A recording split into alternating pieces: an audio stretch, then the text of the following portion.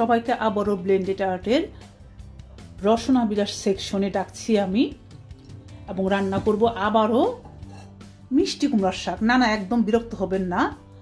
একই মিষ্টি কুমড়ার শাক আমরা বিভিন্নভাবে খেতে পারি। ছোটবেলায় বেশিরভাগ মিষ্টি কুমড়ার শাক খেতাম কিভাবে? মায়েরা রান্না করতো শুধু শাক ভাজি আর বড় জোর চিংড়ি মাছ দিয়ে মিষ্টি কুমড়ার শাকের ঝোল। তো একই রকম কেন খাবো যদি বিভিন্নভাবে খাওয়া যায় এবং সেটা যদি হয় খুবই মজাদার। আজকে আমি আপনাদেরকে মিষ্টি কুমড়ার শাকের আরও একটি রেসিপি শেয়ার করছি। একটু ধৈর্য ধরে দেখুন এবং একবার রান্না করে খেয়ে দেখুন কেমন লাগে। বরাবরের মতো চুলায় আমি সসপ্যান দিয়ে তাতে আমি 1 টেবিল চামচ মাত্র তেল দিয়েছি। অলিভ অয়েল আপনারা 2-3 টেবিল চামচ দিতে পারেন, কোনো সমস্যা নেই। আমি তেল কম খাই এবং সবসময় আমি বলি যে কম তেলে রান্না করতে পারলে এবং রান্নাটা যদি মজা করে করতে পারেন সেটা কিন্তু স্বাস্থ্যের জন্য মঙ্গলকর। পেঁয়াজ কুচি দিয়ে দিলাম। কম তেলে রান্না করতে হলে একটু ধৈর্য ধরে পেঁয়াজটাকে ব্রাউন করতে হবে এবং ধৈর্য ধরে মশলাটাকে কষতে হবে, এই যা পার্থক্য। যেহেতু নন স্টিক সসপ্যান তো এটা ভাজা হয়ে যাবে। পেঁয়াজটাকে আমি বাদামি করে নেব। এর সাথে আমি বড় এক কোয়া রসুন কেটে দিলাম। এটা একেবারে অপশনাল, কারণ আমি যেহেতু আদা রসুনের পেস্ট দিব গ্রানটা ভালো আসে। পেঁয়াজটা কিন্তু বাদামি হয়ে এসেছে, এর চেয়ে বাদামি করার দরকার নাই। আপনারা চাইলে করতে পারেন, কিন্তু কম তেলে এতটুকুই যথেষ্ট।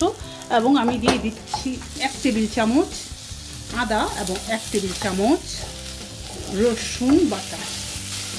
আর এখন আমি মশলা অ্যাড করতে পারি, যে সকল মশলা বরাবর আমরা মাছে খাই সেই একই রকমের মশলা দিয়ে রান্না করব। আমি মশলা অ্যাড করতে পারি, আবার যেহেতু আমি এটাতে ডাল দেব, এটা কিন্তু মাছের রেসিপি না, এটা হচ্ছে নিরামিষ রেসিপি, তো আমি ডালটাই আগে দিয়ে দিলাম। আপনারা এক্ষেত্রে ডাল আগে অ্যাড করতে পারেন, ডালের সাথে আমি মশলা দেব। আবার আপনারা আগে মশলা কষিয়ে তাতেও কিন্তু ডাল দিতে পারেন, একই হবে বিষয়টা। তো ডালগুলো একটু নেড়ে ছেড়ে নরম করে নিচ্ছি এবং তারপরে আমি লবণ মশলা অ্যাড করব। আর এই ডালের মধ্যে এখন আমি দিয়ে দিচ্ছি একটা টমেটো কুচি। আপনারা 2টা পর্যন্ত টমেটো কুচি ইজিলি দিতে পারেন, আমি একটাই দিচ্ছি। আমি কিন্তু এখনো পর্যন্ত কোনো পানি দেইনি, ডালের পানি এবং এই একটা টমেটোর পানি দিয়ে এটাকে আস্তে আস্তে আমি কষিয়ে নিচ্ছি। এবং এখানেই আমি দিয়ে দিব 1 চা চামচ এবং আরও অর্ধেক চা চামচ 1.5 চা চামচ লবণ আমি দিয়ে দিলাম। এই লবণ শাক দিয়ে কভার হয়ে যাবে।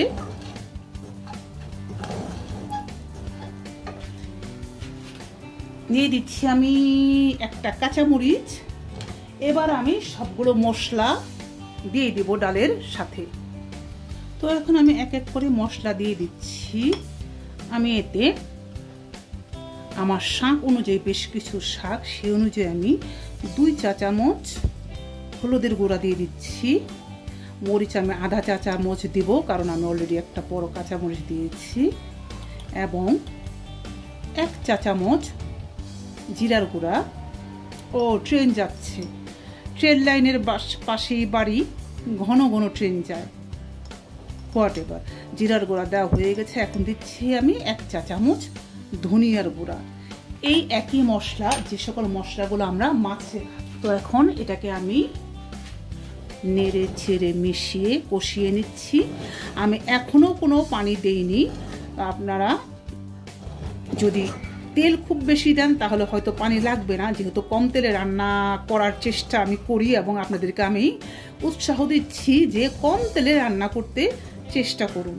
আমি একটু পানি দিয়ে দেবো এতে, এই সামান্য একটু পানি দিয়ে এটাকে আমি ভালোভাবে কষিয়ে নেব। মশলাটা ভালোভাবে কষাবো যাতে মশলার কাঁচা স্মেলটা চলে যায়। মশলাটা কিন্তু ভালোভাবে কষানো না হলে কিন্তু মশলার একটা কাঁচা গন্ধ থাকে, যেটা অন্তত আমি বুঝি, আমার ভালো লাগে না। ডাল মশলাটা কষানো হয়ে গেছে। এখন আমি এতে দিয়ে দিচ্ছি প্রিপেয়ার করে রাখা মিষ্টি কুমড়ার শাক। আমি দিলাম ফ্রোজেন মিষ্টি কুমড়ার শাক। আমার শীত প্রায় শেষের দিকে, শীত শেষে আবারও কিছুদিন পরে সামার শুরু হবে, আর এখনো আমি ফ্রোজেন মিষ্টি কুমড়ার শাক খাচ্ছি।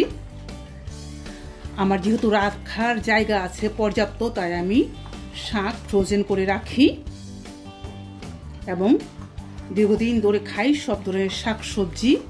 আপনারা কিন্তু ফ্রোজেন ব্যবহার না করে ফ্রেশটা দিয়ে রান্না করবেন। কেনই বা রান্না করবেন না ফ্রেশটা দিয়ে? আপনাদের তো ফ্রেশটা পাওয়া যায়। আমার হাতের কাছে ফ্রেশ শাক আমি চাইলেই সবসময় পাই না।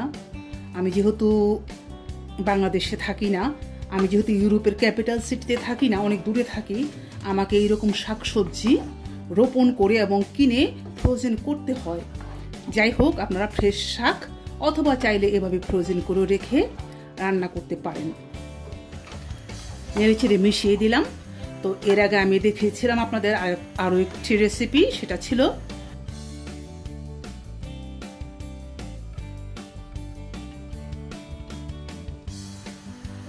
শাক মশলাটাকে এইভাবে নেড়েচেড়ে আমি 1-2 মিনিট কষিয়ে নিলাম এবং এখন এতে আমি পানি দিচ্ছি, ঝোল দিয়ে দিচ্ছি।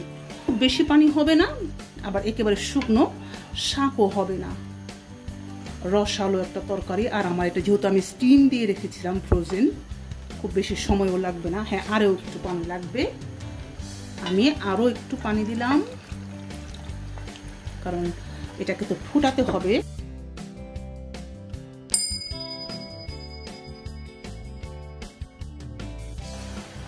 মিষ্টি কুমড়ার শাক ডাল দিয়ে হয়ে গেল, রান্না করলাম। এতটুকু ঝুলি আমি রাখবো।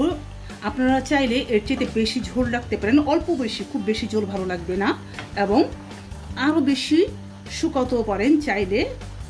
ঠিক এভাবে আপনারা ডাল দিয়ে কিন্তু মিষ্টি কুমড়ার শাক তো অবশ্যই খাবেন, সেই সাথে আপনারা ডাল দিয়ে পুঁই শাক, পাট শাক, পালং শাক এগুলো রান্না করে খেতে পারেন।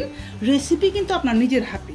গতানুগতিক একই রেসিপি সবসময় সারা জীবন খাবো তা না, নিজেরা রেসিপি তৈরি করব এবং মনোযোগ সহকারে যদি রান্না করা হয় অবশ্যই খেতে ভালো লাগবে। আমি আশা করি আপনারা এই রেসিপিটি দেখে রান্না করে খাবেন এবং আপনাদের অনুভূতি অর্থাৎ কেমন লাগলো সেটা আমার চ্যানেলের কমেন্ট বক্সে কমেন্ট করে জানাবেন। সবাই ভালো থাকুন, সুস্বাস্থ্য কামনা করে আজকে এখান থেকে বিদায় নিচ্ছি এই ভেজিটেবল রেসিপি থেকে। আবারও ফিরে আসবো আপনাদের সামনে নতুন কিছু নিয়ে।